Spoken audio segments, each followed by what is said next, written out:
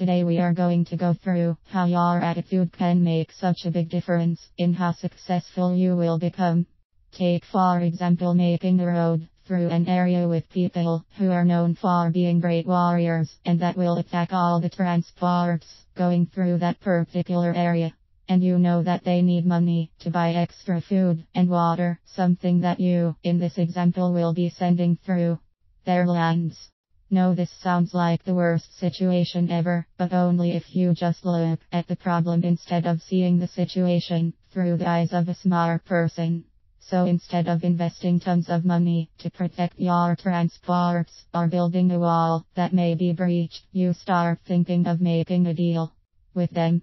So instead of trying to fight these skilled people, you send somebody in to negotiate with one of their leaders, offering them food, water, and safe places to cross if you build a railway, in return for them making sure that whatever you send through their lands will have a safe journey with the best guards available to protect them.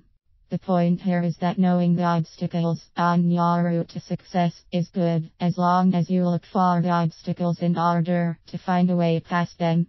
Finding what bars the way is only half the job, and doing so without thinking of how to get past them is one of the most common mistakes that keep people from taking action. From my own experience, from starting out online, it was the main reason for me almost drowning in information during my first months online. Sven told me that if you keep going through all this, you will never take action. He was right. If you do not take action, you will keep reading lots of articles and ebooks and forget most of what you have read, and most importantly you will keep finding new things that you just got to read and new obstacles and new ways to get past them. This sounded good to start with, but when taking a closer look I found that this behavior was actually keeping me from doing anything useful for 2 months, while learning heaps of which I forgot most before the end of the month.